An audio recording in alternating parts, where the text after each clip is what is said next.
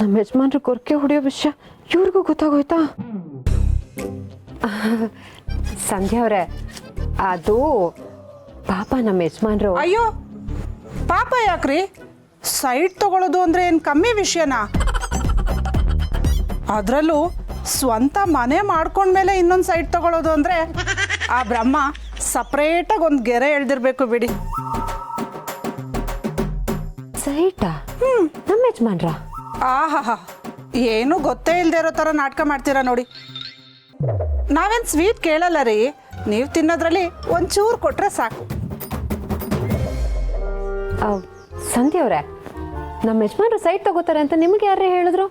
ಅಯ್ಯೋ ಯಾರು ಯಾಕ್ರೆ ಹೇಳ್ಬೇಕು? ಅದೇ ನಮ್ಮನೆ ರೋಡ್ ಎಂಡಲ್ಲಿ ಒಂದು ಆಫೀಸ್ ಇದೆಯಲ್ಲ, ಅಲ್ಲೊಂದು ಬೋರ್ಡ್ ಹಾಕಿರ್ತಾರೆ ನೋಡಿ, ಮನೆ ಭೋಗ್ಯಗಳಿಗೆ, ಬಾಡಿಗೆಗೆ, ಸೈಟ್ಗಳ ವ್ಯಾಪಾರಕ್ಕೆ, ಅಗ್ರಿಮೆಂಟ್ ಪತ್ರಗಳಿಗೆ ನಮ್ಮನ್ನು ಸಂಪರ್ಕಿಸಿ ಅಂತ. ಆ ಆಫೀಸಿಂದ ಶಿವಣ್ಣ ಆಚೆ ಬರೋದನ್ನ ನಾನೇ ನೋಡಿದೆ. ಅದರಲ್ಲೂ ಶಿವಣ್ಣನ ಕೈಯಲ್ಲಿ ಒಂದು ಪತ್ರ ಬೇರೆ ಇತ್ತು. ಅದಕ್ಕೆ ಕೇಳದ್ನಪ್ಪ. ಸೈಟಾ? ಸಂಧ್ಯಾ ಅವರೇ, ಒಂದು ನಿಮಿಷ ಬಂದೆ. ಅಯ್ಯೋ ಸೈಟ್ ತೊಗೊಂಡ್ಬಿಟ್ಟೆ ಅಂತ ಹೇಳಿದರೆ ನಾವೇನು ಕಿತ್ಕೊಂಡ್ಬಿಡ್ತಿದ್ವಾ? ಪಾತ್ರೆ ತೊಳೆದೇ ಹೋದ್ರು ಹೋಗ್ಲಿ ಬಿಡು, ಇನ್ನೊಬ್ರು ಮನೆ ವಿಷಯ ನಮ್ಗೆ ಯಾಕೆ?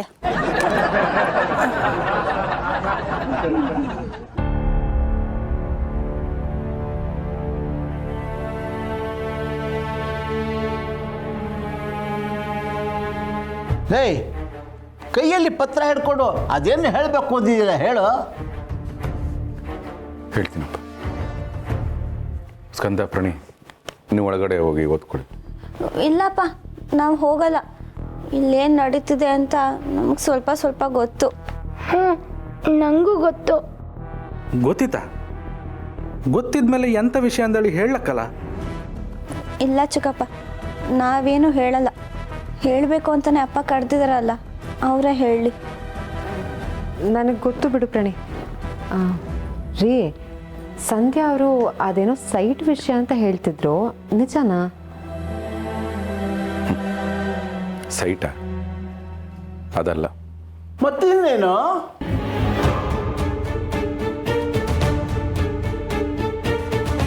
ಅಪ್ಪ, ನಾನು ಗಿರಿಗೆ ಡೈವರ್ಸ್ ಕೊಡಬೇಕು ಅಂದ್ಕೊಂಡಿದ್ದೀನಿ.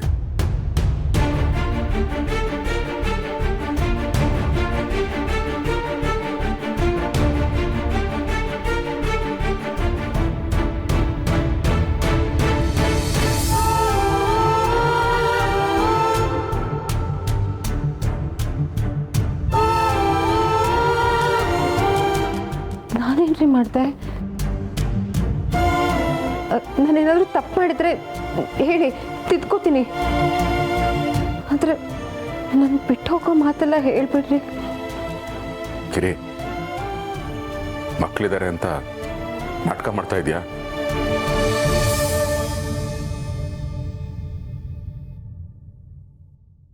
ಮಕ್ಕಳಿಗೂ ಎಲ್ಲ ಗೊತ್ತಾಗಿದೆ. ಇರೋ ವಿಷಯನ ನೇರವಾಗಿ ಹೇಳ್ಬೋದು.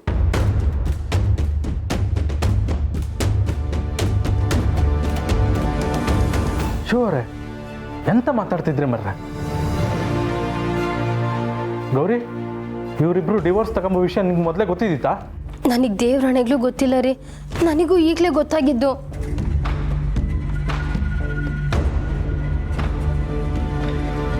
ಶಿವರೇ, ನೀವಿಬ್ರು ದೂರ ಹಾಕೋದಂದ್ರೆ ಎಂತ ಅರ್ಥ? ಅಪ್ಪ ಅಮ್ಮ, ನೀವಿಬ್ರು ಬೇರೆ ಆದ್ರೆ ನಾವೆಲ್ಲಿಗೆ ಹೋಗ್ಬೇಕು?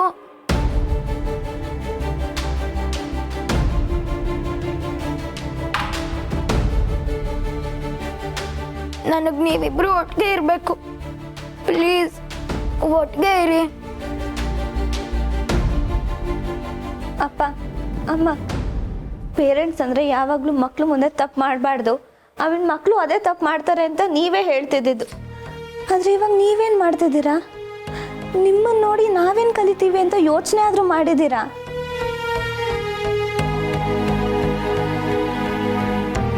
ಲೇ ಲೇ, ಆ ಮಕ್ಕಳಿಗಿರೋ ಅರಿವು ವಿವೇಕ ನಿನಗಿಲ್ವಲ್ಲೋ?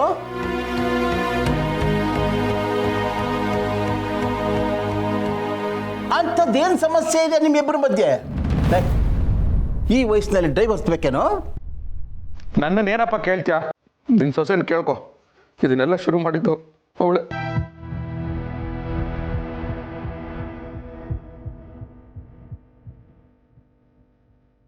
ನಾನಾ? ರೀ, ಬೇಕಾದ್ರೆ ನಿಮಗೆ ನನ್ನಂದ್ರೆ ಇಷ್ಟ ಇಲ್ಲ ಅಂತ ಹೇಳ್ಬಿಡಿ, ಆದರೆ ಈ ಥರ ಸುಳ್ಳಪ್ಪೋದೆಲ್ಲ ಹೊರಿಸ್ಬೇಡಿ ನೀವು. ಅದೇ ಗಿರಿ ಸುಳ್ಳು ಹೇಳಿ, ನೀನು ಅಂದರೆ ನನ್ನ ಪ್ರಾಣ. ನಿನ್ನಂತ ಹೆಂಡ್ತಿನ ಪಡಕ್ಕೆ ನಾನು ಪುಣ್ಯ ಮಾಡಿದ್ದೀನಿ.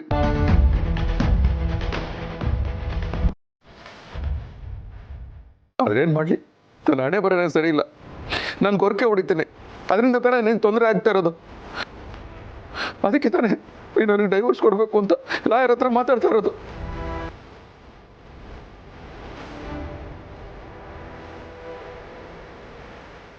ಅದಕ್ಕೆ ನಿನಗೆ ಯಾಕೆ ತೊಂದರೆ ಕೊಡಬೇಕು ಅಂತ ನಾನೇ ಪೇಪರ್ಸ್ ತಂದಿದ್ದೀನಿ.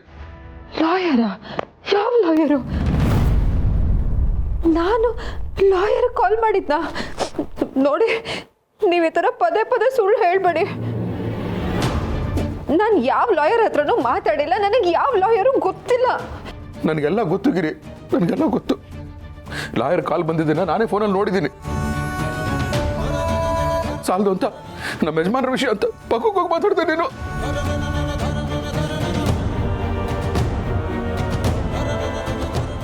ಒಂದು ನಿಮಿಷ.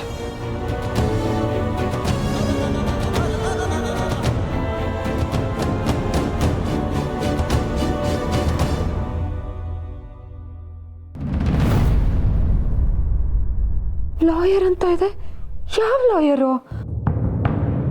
ಅಕ್ಕ ಕೊಡಿಲಿ ಫೋನು. ಲಾಯರ್? ಈ ನಂಬರ್ ಎಲ್ಲ ನೋಡ್ದಂಗಿದೆಯಲ್ಲ.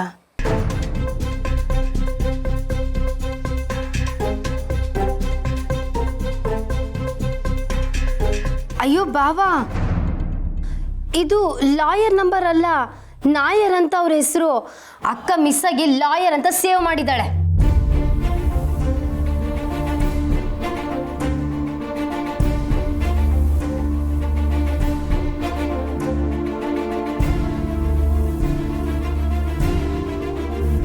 ನಾಯರ?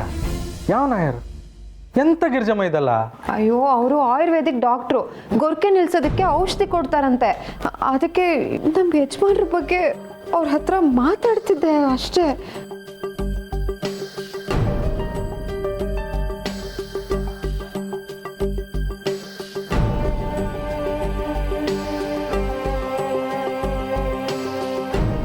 ಆದರೆ ಗಿರಿ, ನೀನು ಡೈವರ್ಸ್ ಕೊಡಬೇಕು ಅಂತ ಅನ್ಕೊಳ್ಳಿಲ್ವಾ? ರೀ, ಆ ಭಗವಂತ ನನಗೆ ಕೊಟ್ಟಿರೋ ವರ ನೀವು, ನನ್ನ ಸೌಭಾಗ್ಯ ನೀವು. ಅಂಥದ್ರಲ್ಲಿ ನಾನು ನಿಮ್ಮನ್ನು ಬಿಟ್ಕೊಡೋ ಯೋಚನೆನಾದ್ರೂ ಮಾಡ್ತೀನಾ? ನನಗೆ ಯಾಕ್ರಿ ಬೇಕು ಈ ಡಿವೋರ್ಸ್ ಎಲ್ಲ?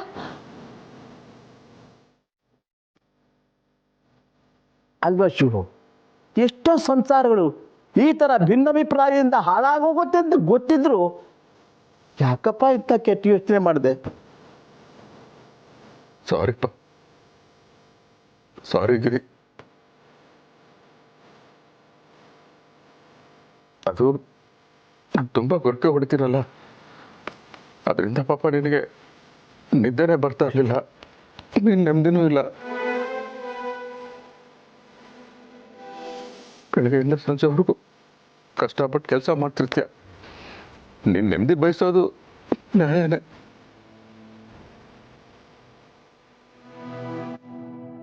ಆದರೆ ಆ ನೆಮ್ಮದಿ ನನ್ನಿಂದ ಹಾಳಾಗ್ತಾ ಇದೆ ಅಂತ ಅಂದ್ಕೊಂಡೆ. ಅದು ಅಲ್ಲದೆ ನನ್ನ ಮೇಲೆ ಕೋಪನ ನಿನ್ನ ಮಕ್ಕಳ ಮೇಲೆಲ್ಲ ತೋರಿಸ್ತಾ ಇದೆ ಅಂತ ಅಂದ್ಕೊಂಡೆ.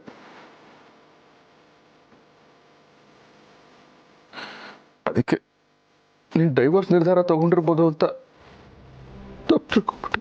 ರೀ, ಗೊರಕೆಯಿಂದ ಸಮಸ್ಯೆ ಆಗಿದ್ದು ನಿಜ, ಆದರೆ ಆ ಕಾರಣಕ್ಕೆ ನಾನು ನಿಮ್ಮನ್ನ ಬಿಟ್ಟು ಹೋಗೋ ಮಾತಿರಲಿ, ಆ ಥರದ ಆಲೋಚನೆನೂ ಮಾಡಲ್ಲ.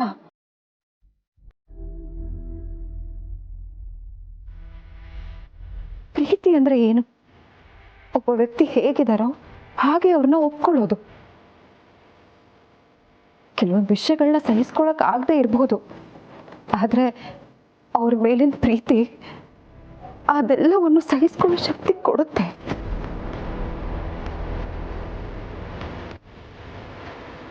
ಒಂದು ಮಗುನ ಎತ್ಕೊಂಡಾಗ ಅದು ಒದೆಯುತ್ತೆ, ನಮಗೆ ಗಲೀಜ್ ಮಾಡುತ್ತೆ, ಹಾಗಂತ ನಾವು ಆ ಮಗುವಿಂದ ದೂರ ಆಗ್ಬಿಡ್ತೀವ?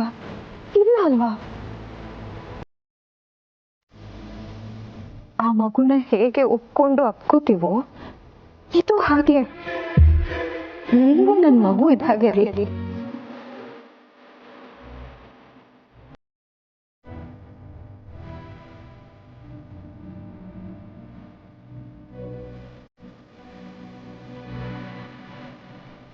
ಮತ್ತೆ ನಾವಿಬ್ರು ಮುದ್ದಿನ ಮಕ್ಕಳು. ಏ ಅವಿವೇಕಿ, ಏನು ಬೇಕಾಗ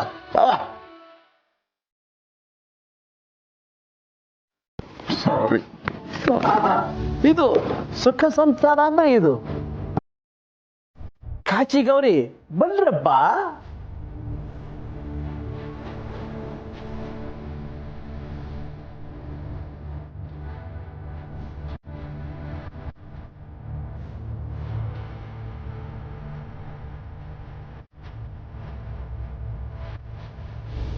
ನಾನು ಗಿರಿನ ಅಪಾರ್ಥ ಮಾಡ್ಕೊಂಡಿದ್ದೆ ಭಗವಂತ. ನಂದೇ ತಪ್ಪು. ತಪ್ಪು ಮಾಡೋದು ತಪ್ಪಲ್ಲ ಶಿವಪ್ರಸಾದ್, ಆದರೆ ಮಾಡಿದ ತಪ್ಪನ್ನ ಮತ್ತೆ ಮತ್ತೆ ಮಾಡೋದು ತಪ್ಪು. ನೂತನ ತಪ್ಪಿಂದ ಪಾಠವನ್ನು ಕಲಿತಾ ಮುಂದೆ ಸಾಗೋದೇ ಜೀವನ. ನಾನು ಪ್ರತಿ ಸರಿ ತಪ್ಪು ಮಾಡಿದಾಗ್ಲೂ ಏನಾದರೂ ಒಂದು ಪಾಠ ಕಲಿತಾನೇ ಇದ್ದೀನಲ್ಲ ಭಗವಂತ. ಪಾಠದಿಂದ ಎಲ್ಲವನ್ನೂ ಕಲಿಯಲು ಸಾಧ್ಯ ಇಲ್ಲ ಶಿವಪ್ರಸಾದ್, ಆದರೆ ಎಲ್ಲರಿಂದಲೂ ಪಾಠ ಕಲಿಯೋದಿಕ್ಕೆ ಸಾಧ್ಯ. ಆದರೆ ಮನುಷ್ಯ ಅಹಂಕಾರ, ಸ್ವಾರ್ಥ ಇತ್ಯಾದಿಗಳಿಂದ ಎಲ್ಲರನ್ನೂ ತನ್ನಂತೆ ಕಾಣದೆ ಮೇಲು ಕೀಳು ಅನ್ನೋ ಭಾವನೆಯನ್ನ ಬೆಳೆಸಿಕೊಂಡು ಜನರಿಂದ ಸಿಗುವ ಪಾಠದಿಂದ ವಂಚಿತನಾಗುತ್ತಿದ್ದಾನೆ. ಒಂದು ಕಲ್ಲು ದೇವಸ್ಥಾನದ ಒಳಗೆ ಹೋಗಿ ದೇವರಾಗುವುದು, ಆದರೆ ನೀವುಗಳು ದೇವಸ್ಥಾನದ ಒಳಗೆ ಹೋದರೂ ಮನುಷ್ಯರಾಗಲಿಲ್ಲವಲ್ಲ ಅನ್ನೋ ನೋವು ನನಗೆ ಇನ್ನೂ ಇದೆ. ಯಾರಲ್ಲಿ ನ್ಯೂನ್ಯತೆಗಳಿಲ್ಲ ಶಿವಪ್ರಸಾದ್, ಪ್ರತಿಯೊಬ್ಬರಲ್ಲೂ ಅವರದ್ದೇ ಆದ ನ್ಯೂನ್ಯತೆಗಳಿವೆ. ಮೀನು ಸ್ನಾನ ಮಾಡುವುದಿಲ್ಲ ಎನ್ನುವುದು ನ್ಯೂನ್ಯತೆಯೇ, ಹಾರುವ ಹಕ್ಕಿ ನಡೆಯುವುದಿಲ್ಲ ಎನ್ನುವುದು ನ್ಯೂನ್ಯತೆಯೇ, ಹಾಡುವ ಜೀವಕ್ಕೆ ಮಾತು ಬರುವುದಿಲ್ಲ ಎನ್ನುವುದು ನ್ಯೂನ್ಯತೆಯೇ? ಇಲ್ಲ ಭಗವಂತ. ಹಾಗಿದ್ದ ಮೇಲೆ ಇರುವ ಒಳ್ಳೆಯ ವಿಚಾರಗಳನ್ನು, ವಿಷಯಗಳನ್ನು ಒಪ್ಪಿಕೊಳ್ಳುವ ಬದಲು ನ್ಯೂನ್ಯತೆಯನ್ನಷ್ಟೇ ಎಳೆದಾಡುವ ಬುದ್ಧಿ ಏಕೆ? ಗೊರಕೆ ಎನ್ನುವುದು ನ್ಯೂನ್ಯತೆ ಅಲ್ಲ, ಅದು ದೈಹಿಕವಾಗಿ ನಡೆಯುವ ಸಣ್ಣ ಕ್ರಿಯೆ. ಜಗತ್ತಿನಲ್ಲಿ 50%ಕ್ಕಿಂತಲೂ ಹೆಚ್ಚಿನ ಜನ ಗೊರಕೆ ಹೊಡೆಯುತ್ತಾರೆ. ಅದರಲ್ಲಿ 36% ಗಂಡು ಮಕ್ಕಳು, 14% ಹೆಣ್ಣು ಮಕ್ಕಳು. ವಯಸ್ಸಾದಂತೆಲ್ಲ ಗೊರಕೆಯ ಸಾಧ್ಯತೆ ಹೆಚ್ಚು. ಗೊರಕೆಯ ಬಗ್ಗೆ ಇಷ್ಟೊಂದು ನೋವು ಪಡುವ ನೀವುಗಳು ಪ್ರಕೃತಿಯ ಬಗ್ಗೆ ಎಂದಾದರೂ ಯೋಚಿಸಿದ್ದೀರಾ? ಮನುಷ್ಯನ ಹೊರತಾಗಿ ಪ್ರಕೃತಿಯಲ್ಲಿ ಬದುಕುತ್ತಿರುವ ಬೇರೆ ಪ್ರಾಣಿಗಳ ಬಗ್ಗೆ ಯೋಚಿಸಿದ್ದೀರಾ?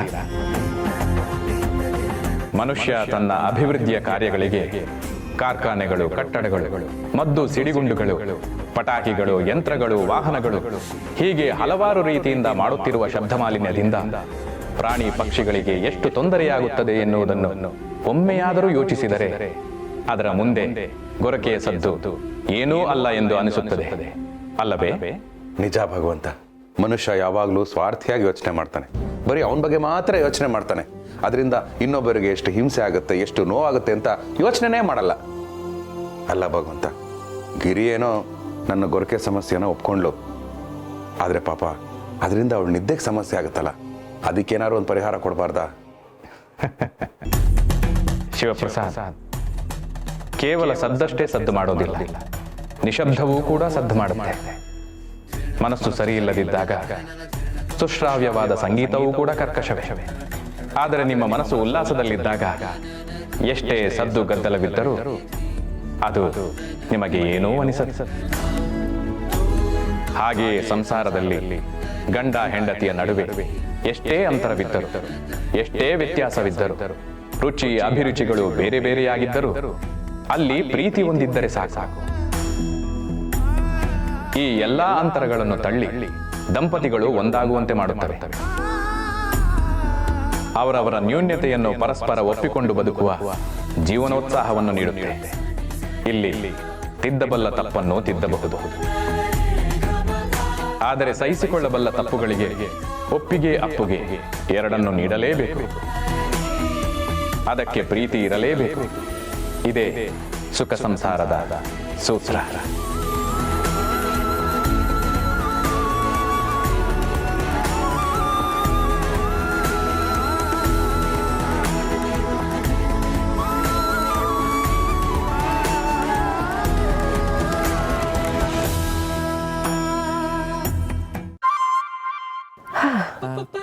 ಅಲ್ಲ, ನಾನು ಸಂಧ್ಯಾ ಅವ್ರ ಹತ್ರ ಏನು ಹೇಳಿದೆ ಅಂತ, ಇಡ್ಲಿಗೆ ರವೆ ಖಾಲಿ ಆಗಿದೆ, ದಿನಸಿ ತೊಗೊಂಬರಕ್ಕೆ ಹೋದಾಗ ತೊಗೊಂಡು ಬರ್ತೀನಿ ಅಂತ ಹೇಳಿದ್ನಪ್ಪ.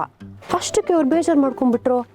ಅಲ್ಲ, ಲೈಫಲ್ಲಿ ಇಷ್ಟು ಚಿಕ್ಕ ಚಿಕ್ಕ ವಿಷಯಕ್ಕೆಲ್ಲ ಬೇಜಾರು ಮಾಡ್ಕೊಂಡ್ರೆ ಇನ್ನು ದೊಡ್ಡ ದೊಡ್ಡ ವಿಷಯಗಳೆಲ್ಲ ಬಂದರೆ ಬದುಕೋದೇ ಇಲ್ಲ ಅನ್ಸುತ್ತೆ. ಅಪ್ಪ ಭಗವಂತ ಎಲ್ರೂ ಚೆನ್ನಾಗಿಟ್ಟಿರೋ. ಇಷ್ಟು ಜಾಗ ಇದೆ, ಆದರೂ ಹಾರ್ನ್ ಹೊಡಿತಿದ್ದಾರೆ ಅಂದರೆ ಯಾವನ ಪೋಲಿನೇ ಇರಬೇಕು. ಯಾವನದ? ಯಾವನೋ ಅಲ್ಲ, ಯಾವಳು. ಸತ್ಯ ಅವರ ಅಲ್ವೇ? ನಾನು ನಿನ್ನ ಫ್ರೆಂಡ್ ಸುನೀತಾ. ಹೇ, ನೀನಾ? ಗುರ್ತಿರ್ಲಿಲ್ವನ? ನೀನ್ ಇಷ್ಟೊಂದು ಲವಲವಿಕೆಯಿಂದ ಇರ್ತೀಯ ಅಂತ ನಾನು ಅನ್ಕೊಂಡೇ ಇರಲಿಲ್ಲ. ಲೈಫಲ್ಲಿ ಏನೋ ಟ್ರಾಜಿಡಿ ಆಗಿದೆ ಅಂದ ಮಾತ್ರಕ್ಕೆ ನಗುನ ಮರೆಯೋಕ್ಕಾಗುತ್ತಾ? ನೋವೇ, ನಾನು ಸಾಯೋವರೆಗೂ ಹೀಗೆ ಇರ್ತೀನಿ. ಮನುಷ್ಯ ಯಾವಾಗ ಸಾಯ್ತಾನೋ ಏನಾಗುತ್ತೋ ಯಾರಿಗೆ ಗೊತ್ತು. ಅದಕ್ಕೆ ಇರೋಷ್ಟು ದಿನ ಖುಷಿಯಾಗಿರ್ಬೇಕು. ನಿಜವಾಗ್ಲೂ ನೀನ್ ಗ್ರೇಟ್. ಜನಕ್ಕೆ ದೇವ್ರ ವರ ಕೊಟ್ರೆ ಅದರಲ್ಲೂ ಲೋಪ ಹುಡುಕ್ತಾರೆ. ಅಂಥದ್ರಲ್ಲಿ ಇಷ್ಟು ದೊಡ್ಡ ಸಮಸ್ಯೆನ ನೀನು ಧೈರ್ಯವಾಗಿ ಎದುರಿಸ್ತಿದ್ಯಲ್ಲ, ನೀನು ನೋಡಿದ್ರೆ ನಿಜವಾಗ್ಲೂ ಖುಷಿ ಆಗತ್ತೆ. ಮತ್ತೆ ಹೇಗೆ ನಡೀತಿದೆ ಜೀವನ? ಎಲ್ಲ ರೋಡಲ್ಲೇ ಮಾತಾಡ್ಬೇಕಾ? ನೋಡು, ಇಲ್ಲೇ ಹತ್ರದಲ್ಲಿ ನಮ್ಮ ಮನೆ ಇದೆ, ಆರಾಮ್ಸೆ ಹೋಗಿ ಕುತ್ಕೊಂಡು ಮಾತಾಡೋಣ ಬಾ. ಇಲ್ಲ ಸುನೀತಾ, ಈಗಾಗಲ್ಲ. ನೋಡು, ದಿನಸಿ ತಗೊಂಡು ಹೋಗ್ತಿದ್ದೀನಿ, ಮನೆಗೆ ಹೋಗಿ ಅಡುಗೆ ಮಾಡಬೇಕು. ಇನ್ಯಾವತ್ತಾದ್ರೂ ಬರ್ತೀನಿ ಬಿಡು. ಸರಿ, ಇದು ನನ್ನ ವಿಸಿಟಿಂಗ್ ಕಾರ್ಡ್, ಇದರಲ್ಲಿ ಅಡ್ರೆಸ್ ಇದೆ. ಫ್ರೀ ಮಾಡಿಕೊಂಡು ಮನೆಗೆ ಬರಬೇಕು. ಸರಿ, ಆಯ್ತು. ಸರಿ, ನಾನು ಹೊರಡ್ತೀನಿ.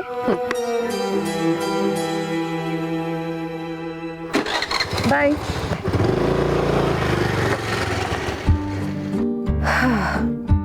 ಎಂಥ ಜೀವ ಇದು.